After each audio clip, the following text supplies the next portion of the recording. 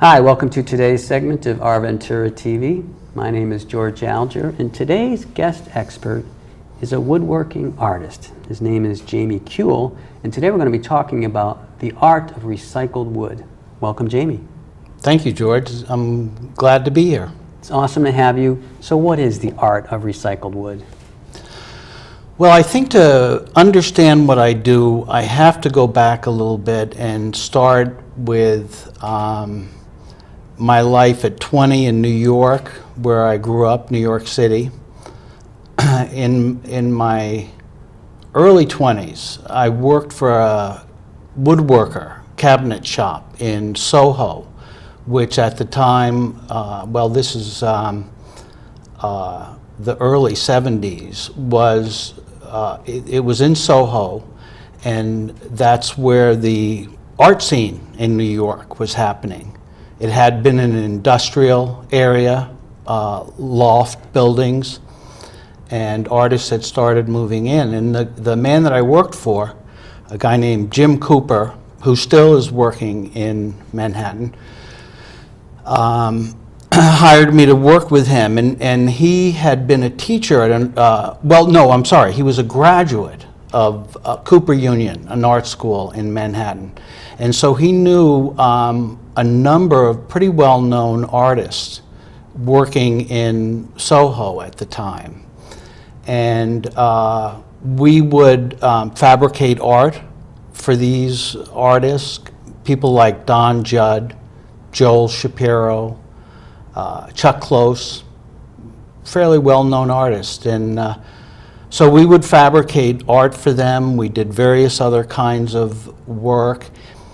And at one point, we made reproductions of furniture designed by a Dutch architect named Gerrit Rietveld. And he was a member of a group called the Stijl, which is was an art movement in the early 20s, the 1920s. And the most famous member of that group was a painter named Piet Mondrian. And if you've ever seen his paintings, you'll understand a little bit about what that group was all about. In any event, we made reproductions of this furniture, some of which is found in museums around the world. And it helps understand the connection that I've made between art and woodworking. So you learn the basics of wood, though, by the daily operations in cabinetry, but you also got exposed to a whole art scene. That's exactly right. There was a small shop, but there were three of us there. And one of the members of our group was a Japanese cabinet maker named Ichiro Kato. And so he had been trained in Japan, which has a very strong woodworking culture and aesthetic, and uses different tools. The Japanese tools cut on the pull stroke as opposed to pushing. So with a handsaw, for example, our saws cut when you push, and their saws cut when you pull. So I learned how to use and take care of Japanese tools. And so I had a thorough grounding in traditional woodworking. Good. Now, I can see the connection between woodworking and art. Tell me about the recycled part here. Well, as I mentioned, when I first started this, I couldn't afford to buy lumber from a lumber yard. So my first couple of projects were, I was living in Santa Barbara at the time, actually, and found furniture on the street and would bring it home, often in pieces, and then run them through a variety of machines so that they were essentially the same kind of lumber that you would pick up if you went to a lumber yard. And after I started doing this, I became really attracted to this idea of the fact that these pieces had come from a natural, organic tree, So they had had a life in the forest and then had become a piece of furniture. And I think a lot of people have a connection to some of their furniture, certainly. My parents, for example, have a bureau that was mine when I was a kid. So it has, this wood has a sort of human connected history. Yeah. Yeah, which I think is sort of intriguing. And then it was on its way to the landfill. And our paths crossed, and one of the things that I really enjoy about that process is the fact that after, you never know what you're going to get from a piece of furniture, what pieces will be usable, what shapes or sizes they might have. So I'll take them apart and take the ones that I can use, and I machine them. And then I'll usually lay them out and sort of sit with them for a while. And there's a point when, usually first thing in the morning, before I even get into the shop, something will come to me, like that piece looks like it should be a door because it has a nice grain figure on it. Or because there are lots of small pieces, maybe it should be a shelf of some kind. Good, so it speaks to you. It speaks to me, yeah. Cool. And I love that idea that it now has a chance for yet a third story. That is good. Let's take a look at one of your pieces here. I know you brought one. Okay, I have one right here. It's a table lamp. Okay. Shall I turn it on? Yeah, I guess it would be great. So it's actually battery operated? It's a battery Oh, operated. okay. I thought you were Wait a joking. minute, here we go. All right.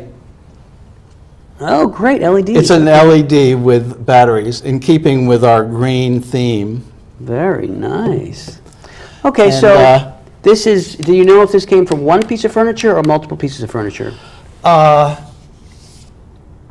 It actually came from a variety of different places. And, Okay. and in most cases, I know the story of each piece of wood.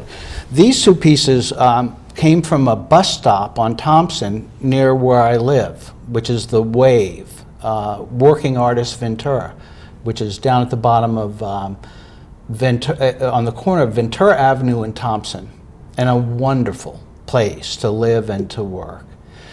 And so one of my neighbors there came to me and said that I should go to the nearest bus stop and that there were piles of wood. And so I immediately went and found a couple of these very large pieces of fir. And so again, they're stocky, they're thick, and I was inspired by an artist named Scott Burton, who also makes furniture. He does sculpture and a variety of different mediums, but he's made furniture. And so there was a piece that in some ways was similar to, at least in the way that these two pieces are connected. And I had it in my head that I was going to make a lamp. I enjoy making things functional. So I make chairs, for example. And but it's important to me to try to stretch my creative impulses and try to make something that's a little bit different. Good.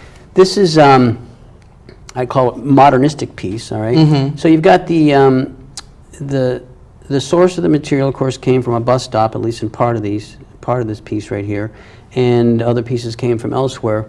Now, when you mention fir, I mean, that's a beautiful piece of wood by itself, and to me, Very. wood is. So, did you have in mind at the beginning of this project that it was going to be a modernistic style, hence you knew you were going to paint it, or did that evolve while you were doing it? Well, actually, my inspiration comes a lot from this group, Stijl. And like many art movements of that time, there was a political nature to their thinking. There was a cultural, economic element to their thought, and they wrote a manifesto, which seemed to be the thing in the 20s and the 30s. I think it's a fascinating period, that period between World War I and World War II. Great changes around the world, the Russian Revolution, the Great Depression. Anyhow, they had determined that art should be available to the people, that it should be, and that it should include all aspects of our life, which is similar to what the Bauhaus in Germany talked about, making common objects like posters or furniture, architecture, textiles, making them as art, but available to people, for people to use in their everyday lives. So to get back, de Stijl said everything had to be right angles and primary colors. And so when I began this again, there was a long period between my 20s and now when I did other kinds of work. And when I started, I felt somewhat compelled to continue with these principles of straight lines and the primary colors. And it was only after a period of time I realized I wasn't a member of de Stijl and could do anything that I wanted. Okay. So often you'll see that they also allowed black, white, and gray. Okay. And then this is a primary red color. One of the things I tried to do with this piece was, in all the work I do, I try to set a goal. In some case, it has to do with the aesthetic, with how it looks. Sometimes I try to make it without making any mistakes, to make it as perfectly as I can. And one of the things that motivated me with this one was trying to get the finish as smooth and perfect as I could. Okay. Well, it's a beautiful piece. Thank you.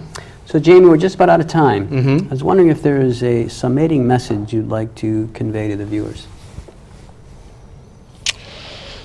Well, I think one thing is about supporting the arts in any way that we experience them. I've been trying to come up to speed about what's happening in the contemporary art scene now. Recently went to LA and toured galleries and the Broad Museum.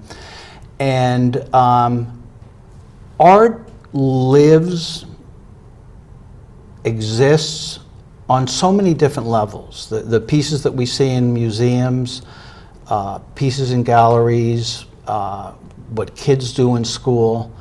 And one thing that's important to me is that it's all important. That art adds a richness to our life. It defines us in ways, defines our culture. And so I love living at the Wave, being surrounded by other artists, being surrounded by this creative energy. And I think that anybody who works with any sort of creative, artistic medium has an added richness to their lives. Beautifully said. Thank you, Jamie. You're very welcome. Thanks for having me. This is George Alger signing off for this segment of Our Ventura TV. Until we meet again.